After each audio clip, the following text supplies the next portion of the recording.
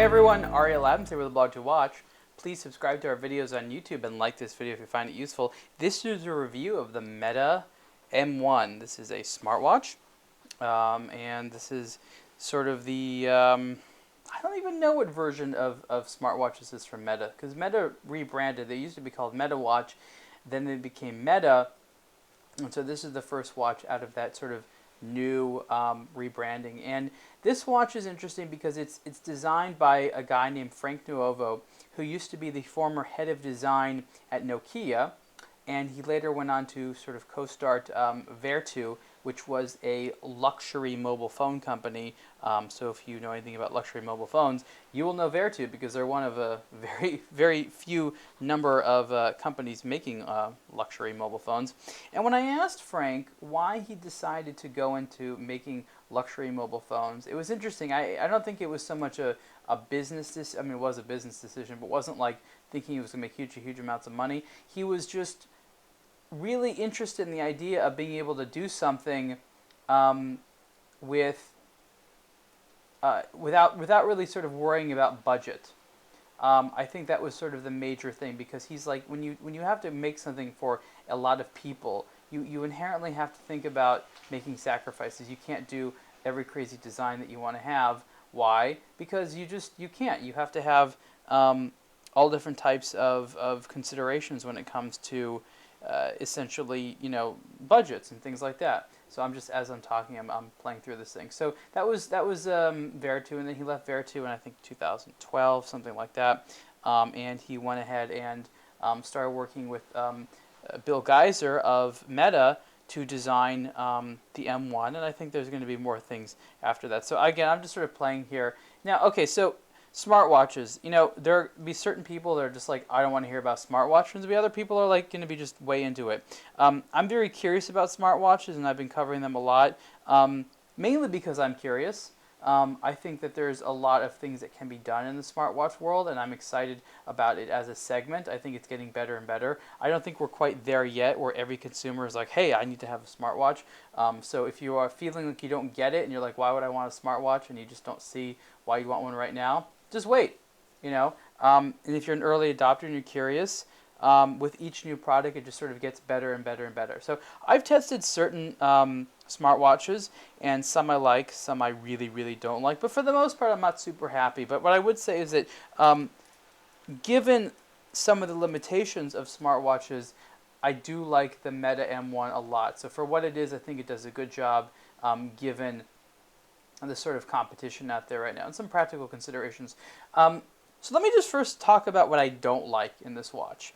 I think that the software is quite limited. There's an app that comes with it, so we can look here, and the app essentially allows you to do a very small number of things with the watch. You can use this filter here to say you want to have notifications from certain apps you have.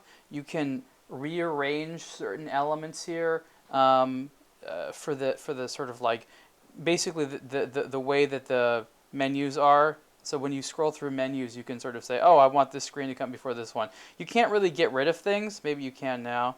No, you can't. I like the idea of basically being able to get rid of certain screens you don't want to see. And what I would love to see at some point in the near future is the ability to go ahead and have something where you could make your own screens. Right now you can't do that. I mean, with other ones you can, but you can't do that here. So that's something that I'd like to see improved. Basically being able to do what you want with the screen and having an app that does a little bit more.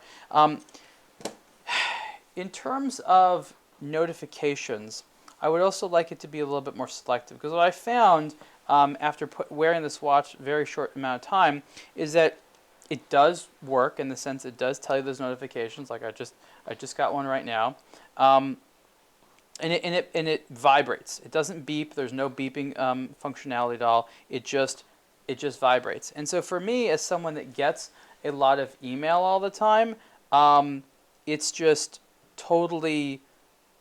vibrating like all day long. And then I think to myself, you know what? I don't necessarily want it to be vibrating all day long. I want it to be vibrating only when there's something I need to know about. So an incoming call, good. a text message, good. But maybe I don't want it to necessarily have all different types of emails. I can definitely turn email notifications on or off in the app, which is good. But I think it could be refined a little bit more, because I think the whole point of Meta is they call themselves art of the glance, and the whole idea is to simplify our life by being able to glance at your smartwatch to be able to tell information and not necessarily have to go to your phone. And I think they're part of the way there, but I think they could do a lot better. I will say that compared to some other smartwatches, you can definitely read enough of your email to know whether it's something you want to pay attention to on your phone. Same thing with text messages and stuff like that. And it's relatively reliable. If the watch is in fact connected to the phone, then you are going to go ahead and have a situation where it's relatively reliable in the sense that you're not going to get a call that isn't going to register on the watch. Also, in comparison to other smartwatches, I found that the Meta M1 is pretty good at keeping a connection. What does that mean? Well, it's going to disconnect from your phone if it's far enough away. So if you go ahead and leave the room, for instance, the phone will disconnect. But it will reconnect pretty efficiently on its own, where I've had a lot of problems with other smartwatches that they just don't reconnect properly, or it takes a while. They have to go in the settings, and you don't necessarily know why. In terms of the design, I really like the design. It definitely has sort of a modern flair to it. It looks like a little mobile phone on your wrist, and I love these. They call them the armatures that wrap around your wrist. It's very comfortable, and I have to say that. Also, surprisingly, compared to some of the other smartwatches I've used, especially ones that are of the style, the battery life is good. Meta basically promises, I don't know, about a week or so. I found that even with this thing constantly vibrating, the battery would only go down by a couple percentage points, after a couple hours, and that's pretty good. One thing that I've mentioned to people about smartwatches, at least so far, is that in addition to the battery draining in the unit itself, because there's a constant Bluetooth connection to your phone's battery is going to drain pretty significantly, and I've seen it worse in some other devices, meaning other smartwatches, than the Meta, but it's something that you need to be aware of. Some people have been curious about how you charge this thing, so you can see these four little points right here. There's a little magnetic base station there that plugs into a USB port, and then you just sort of clip it on the back. Oh, I dropped that. That's great. Okay, well, I will get that another time. But there's that piece sort of magnetically attaches to the back. And then you sort of plug it in, and that's good. Also, while it's plugged in, it's still operating, but you can't, of course, wear it. In terms of the watch faces, I mean, this is the type of area where you really want to have a lot of variety.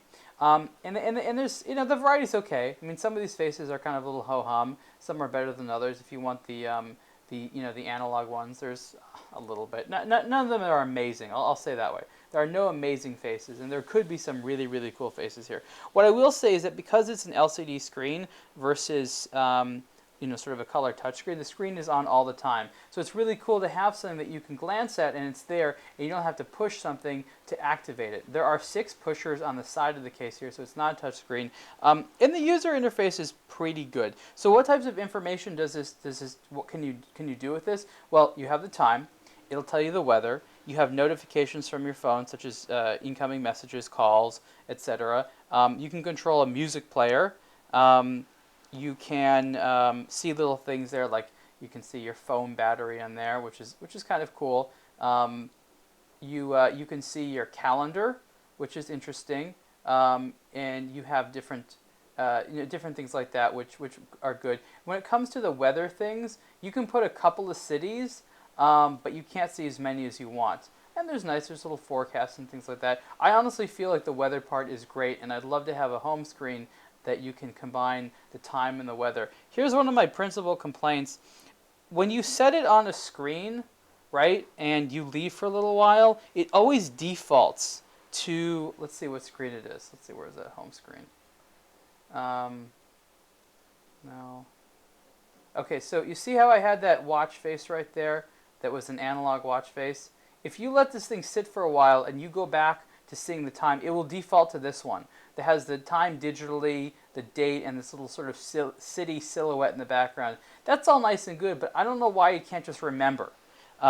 It just sort of defaults back to this one. So every single time, if I wait too long, I have to go back and switch it to the screen I want. And there's really no point of doing that, because if you have to switch it to the screen you want every single time, you're just going to end up not doing it. And so in my experience, the Meta M1 did not really remember what screen I was on, and it always sort of went back to this default screen, which is fine, I guess. But if you offer multiple screens and different watch faces, just allow people to live with that and get used to it. And then, having the ability to have more, or maybe select 5 or 10 from the app that you want to see in your watch, so you don't have too many, would be a good thing. I know that Meta, their philosophy is we don't want people to think too hard, and they want it to be simple, and they don't want to have too much apps and things like that. I get that, but when it comes to something like telling the time, you could be a little bit more exciting about it.